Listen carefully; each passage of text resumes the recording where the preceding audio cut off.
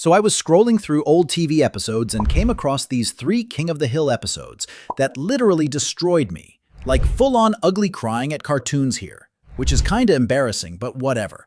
Most people think King of the Hill is just about a guy who sells propane, but sometimes they hit you with episodes so real and sad, you forget you're watching a cartoon. These aren't your typical Hank gets mad about something silly episodes. These deal with serious stuff like death, depression, and all those messy feelings we don't like talking about.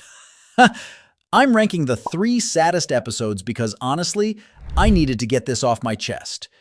Fair warning though, we're going to talk about heavy stuff here, so maybe save this for when you're ready to feel some things. So there's this episode of King of the Hill that honestly gets me every single time I watch it. It's about Luann and her dead boyfriend Buckley, and man, it hits you right in the feels. The whole thing starts when Luann's trying to go to beauty school. She pays this teacher, Miss Kremser, like $300 just to get in, but then... Well, there's still an incredibly complicated hair dyeing exam coming up, Platter. But then she has to pass this super hard hair dyeing test first. And let me tell you, Luann is not good at it. She's practicing on horsetails and the hair literally falls out. It's not fair. My customer kept swatting flies.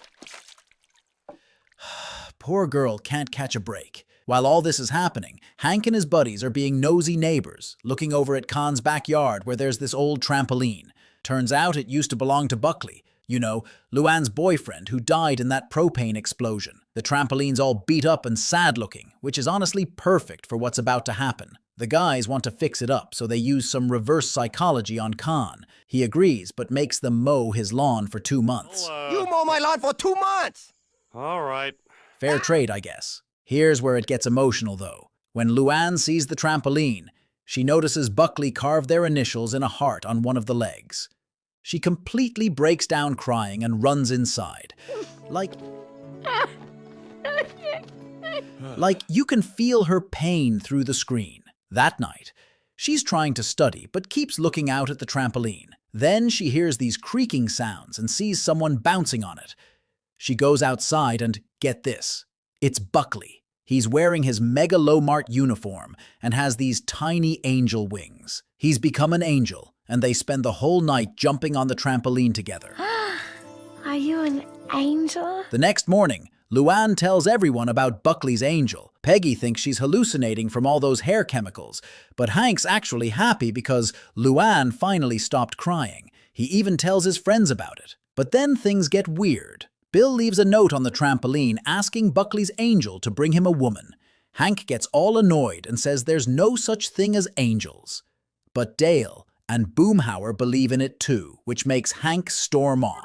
Don't touch it or the angel won't come back and I'll be alone forever. Hank goes to Luann and tells her that once she passes her test, Buckley will go back to heaven. He even says if she sees him after that, it'll be an evil angel of death. That's pretty harsh, Hank. The saddest part comes when Luann's studying on the trampoline, listening to Angel flying too close to the ground, and crying. She's waiting for Buckley, but he doesn't show up. She tells Peggy how Buckley used to stand her up when he was alive. You better not be guardian and some other girl. Like when they were supposed to go to a Color Me Bad concert, and he was a no-show. She's worried he's guardianing some other girl. Now, Peggy gives her some tough love, telling her she can't keep depending on others and needs to follow her dreams. They practice hair dyeing all night. The next day, Buckley's angel appears in her car and tells her she'll fail the test. They argue, she crashes into a ditch and almost hits a Weinermobile. Some college girls help her out, and she realizes maybe college is better than beauty school. In the end, Luann gets a refund from beauty school and enrolls in Arlen Community College. She says goodbye to Buckley, who bounces away into the sky. But here's the kicker. After she goes inside, Buckley comes back down, congratulates himself on setting a bouncing record, pulls out a halo from his pocket, and walks away like nothing happened. Hey, new record, cool. The whole episode is about grief, moving on, and finding your own way. It's beautiful and heartbreaking at the same time. Okay, so if you thought that last episode was sad, buckle up, because this next one is even worse. This King of the Hill episode is literally about depression and suicide, and it's so real it hurts. The whole thing starts in the alley, where Hank and his buddies are drinking beer, which is pretty normal, but then Bill just starts crying out of nowhere.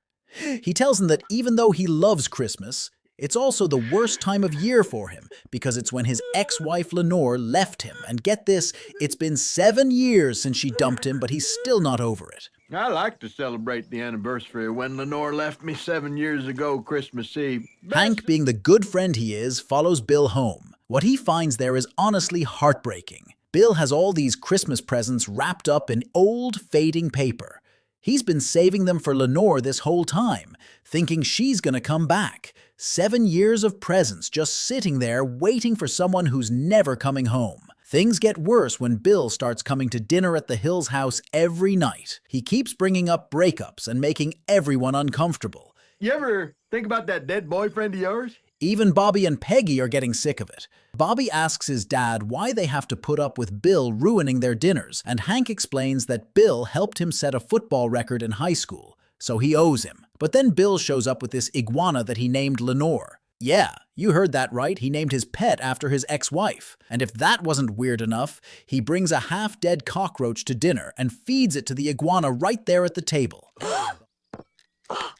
The whole family is disgusted. Peggy finally tells Hank that Bill can't come to dinner anymore. So Hank has to break the news to Bill that he's eating alone from now on. And this is where it gets really dark. Bill is so depressed that he steals Hank's ladder, climbs up on his roof, and jumps off trying to kill himself. No! Thankfully, the drop is only like 8 feet, so he just gets a little hurt.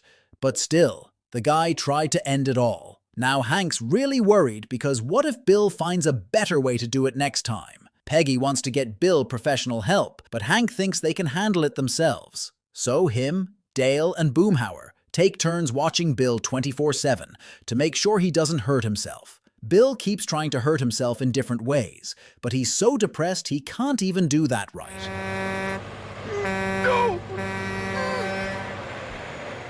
It's sad, but also kind of, well, it's just sad.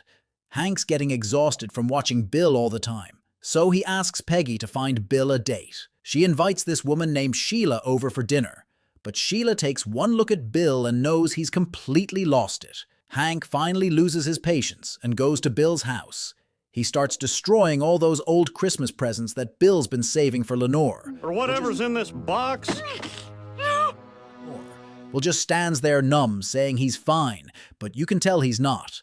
Here's where it gets really crazy, though. Hank goes home and finds Bill's iguana Lenore on his refrigerator. He takes it back to Bill's house and sees what he thinks is a woman hanging up laundry. But when she turns around, it's Bill, wearing a dress and talking in a high voice, pretending to be Lenore. Why do you keep calling me Bill? My name is Lenore. This is honestly one of the most disturbing things I've ever seen on TV. Bill has completely lost touch with reality. On Christmas Eve, Bill shows up to Hank's party still dressed as Lenore. Everyone's horrified. Meggie tries calling the real Lenore to get her to talk to Bill, but she hangs up. Bill breaks down, crying, and all the party guests start being mean to him. Bill no dress, man. They're gonna get them with ass whooping on him. But then something amazing happens. Hank disappears and comes back wearing a dress too, pretending it's that kind of party to cover for Bill. He follows Bill outside and pretends to be Lenore, telling Bill that she doesn't love him anymore. Bill gets angry and tells Lenore to get out of his life. Then they both take off their dresses. Finally, Bill snaps out of it. That's all? That's why you left? And tells Hank he hit rock bottom, but it's all uphill from here. It's such a beautiful moment of friendship and healing. This episode shows how depression can completely destroy someone, but also how true friendship can save them. Alright, so we've covered some pretty heavy stuff, but this next episode is hands down the saddest one I've ever seen. It's about death, family, and all those things you wish you could say but never do. Get your tissues ready because this one's gonna hurt. Dad, relax. It's just salt and pepper. Now sit down. The episode starts out normal enough. Hank's building a new shed in his backyard because Dale blew up his old one. He's all excited about it, measuring everything perfectly like he always does. But then his dad Cotton shows up and just kicks down the wall Hank built. That was in my way.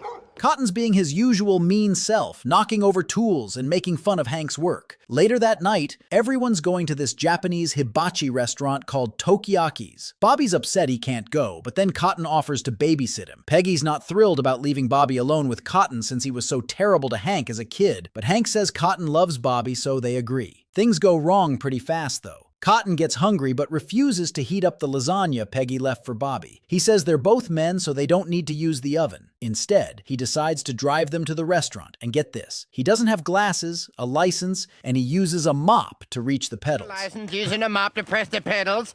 Let's go. It's crazy but also kind of funny. At the restaurant, Cotton immediately starts freaking out because it's Japanese. He thinks the Mexican cook is actually Emperor Hideki Tojo from World War II. Cotton gets more and more worked up as the cook does his performance cooking thing. Finally, Cotton tries to attack the cook, and during the fight, the cook accidentally flicks a piece of shrimp into Cotton's mouth. This is where everything goes horribly wrong. Cotton's allergic to shrimp, and he starts choking and falls backwards onto the hot hibachi grill. The fire sprinklers go off, and everyone's watching in horror as Cotton gets burned really bad. Hank pulls him off the grill, and Cotton actually admits defeat to the cook while everyone watches sadly. At the VA hospital, the doctor tells them Cotton has severe burns, a broken hip, torn ligaments, and a bad allergic reaction to the shrimp. But here's the kicker. They also find 4 rusted bullets in his chest, with one near his heart. The doctor doesn't think Cotton's gonna make it. Hank can't handle this news. He just brushes off what the doctor said and goes home to work on his shed. Meanwhile, Peggy's trying to figure out how to tell Bobby what's happening, but decides not to since Bobby's still excited about the restaurant. Here's what really gets me. All of Hank's friends go visit Cotton at the hospital. Dale even promises to destroy Hank's new shed for him. But Hank won't go. He tells everyone that Cotton's too tough to die, but really, he just can't face the truth. I've got to finish the shed first. I'll see him in a couple days when he gets home. Finally, Hank goes to see his dad. Peggy encourages him to tell Cotton everything he's always wanted to say. Cotton admits he was hard on Hank, but says it wasn't out of hatred. When Hank tries to tell Cotton he loves him, Cotton gets furious, so Hank takes it back and says he doesn't love his father. Right then, Cotton collapses and flatlines. The machines start beeping, doctors rush in, and Hank backs away terrified. He thinks he killed his own father by saying he didn't love him, but Cotton survives, barely. The doctor says he doesn't know how, but Cotton doesn't have long. Cotton starts talking about what he wants done when he dies, including sending his severed head to the Japanese emperor. You'd cut off my head and mail it to the Japanese emperor. Yeah, he's still crazy even on his deathbed. Cotton keeps being mean, saying he wants to die alone because nobody cares about him. Hank tries to comfort him but can't get the words out. Finally, Peggy gets fed up and goes into Cotton's room. She tells him off, saying Hank has always loved him despite how terrible Cotton treated him. Cotton just laughs at her and says, "Do you now?" Then he falls back on the bed and dies. The saddest part is that Hank wasn't there when his dad died. Peggy lies and tells him Cotton said he cared about Hank at the end, but we know that's not true. Some things just can't be fixed, and that's what makes this episode so heartbreaking.